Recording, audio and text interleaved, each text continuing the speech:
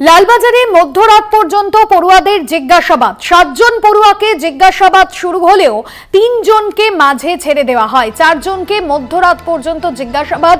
যে 4 জন পড়ুয়ার সঙ্গে তরুণী খাওয়া দাওয়া করে তাদের প্রশ্ন করা হয়। ধৃত সিভিক ভলেন্টিয়ারকে হেফাজতে নিয়ে টানা জেরা। মৃতার সুরতহাল রিপোর্ট এবং ময়নাতদন্ত রিপোর্টের বিশ্লেষণ। পুলিশের দাবি মৃতার শরীরের কোনো হাড় ভাঙা নেই, শরীরের উপরিভাগে ক্ষত রয়েছে। রিয়া মাঝি আমাদের প্রতিনিধি রয়েছেন ফোন লাইনে। রিয়া, গতকাল যে জিজ্ঞাসাবাদ চলেছে পুলিশের তরফে, সেই জিজ্ঞাসাবাদে কি কি তথ্য উঠে এসেছে? ইতিমধ্যেই ধৃতের যে নমুনা, ডিএনএর যে নমুনা, সেই নমুনাও পাঠানো হয়েছে পরীক্ষার জন্য। একদমই। দেখো, তোমাকে জানিয়ে রাখবো যে গতকাল যে 7 জনকে তলব করা হয়েছিল তাদেরকে কিন্তু দীর্ঘ জিজ্ঞাসাবাদ করেছিল এবং দেখা গিয়েছিল যে ইউনিয়ন অফিসিয়ালসদের নেতৃত্বে এই জিজ্ঞাসাবাদ পর্ব চলেছে আজ অব্দি, যেখানে দুটো অব্দি প্রায় ওই জনকে ছেড়ে 4 জন যারা তার সঙ্গে অর্থাৎ ওই তরুণী ডাক্তারের সঙ্গে বসে রাত্রিবেলা খাবার দাবার খেয়েছিল, সেই 4 জনকে কিন্তু লাগাতার জিজ্ঞাসাবাদ হয়েছে এবং জিজ্ঞাসাবাদের পরেও কিন্তু ফের তাদেরকে আজকে আটক করা হয়েছে।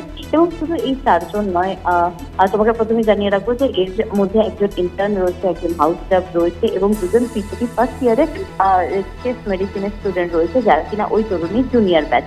এবং এই 4 জনকে থেকে তলব করা হয়েছে এবং পাশাপাশি অ্যাসিস্ট্যান্ট সুপার তাকেও তলব করা হয়েছে এবং এইচওডি টেস্ট মেডিসিন তাকেও তলব করা হয়েছে তাদের, এবং তার সঙ্গে যারা অন ডিউটি নার্সরা ছিলেন, গ্রুপ বি যারা স্টাফরা ছিল তাদেরকেও তলব করা হয়েছে এবং মূলত তাদেরকে আজকে জিজ্ঞাসাবাদ করা হবে। এবং এই যে অ্যাসিস্ট্যান্ট সুপার, তিনি একটি ইম্পর্টেন্ট এবং বিভ্রান্ত ছড়ানোর রোল প্লে করেছিল। সেটা হচ্ছে যে যখন এই তরুণী মারা গিয়েছিল, তার বডি যখন দেখা গিয়েছিল এবং সেই বডি দেখার পরেই তার ফোন করে অ্যাসিস্ট্যান্ট সুপার, ফোন করে বাড়িতে বলা হয় যে তার সে সুইসাইড করেছে। এই যে বিষয়টা এবং এই যে তথ্য তিনি কোথা থেকে পেলেন, কেনই বা সেই বডি দেখে তার খালি চোখেও মনে হলো যে সে সুইসাইড করেছে? কারণ এখানে যারা থাকেন তারা প্রত্যেকে ডাক্তার, তারা প্রত্যেকে ওয়েল এডুকেটেড এবং তারা কিন্তু একটা বডি দেখলে বুঝতে পারে যে সুইসাইড নাকি সেটা মার্ডার। এবং এই ক্ষেত্রে কিভাবে তারা ফার্স্ট কনক্লুশনে চলে এলো এবং সুইসাইড করেছে, তার ফ্যামিলিকে বলে দেওয়া হলো এভাবে।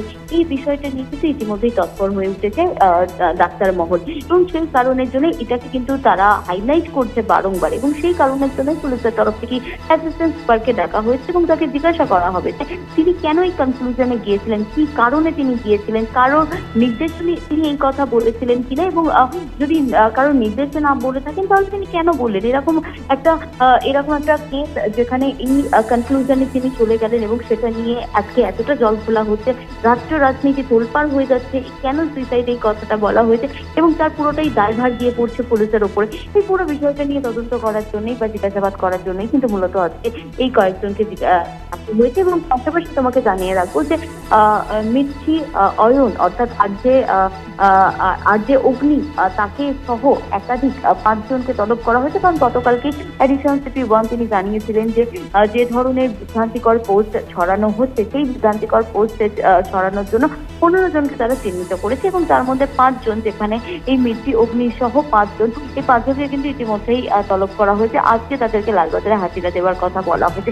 এবং যে বিভ্রান্তিকর যেখানে বারবার বলা হচ্ছে যে সিমেন্টে একজন নয় একাধিক স্যাম্পল, একদমই, এবং সে জায়গা থেকে আর কারা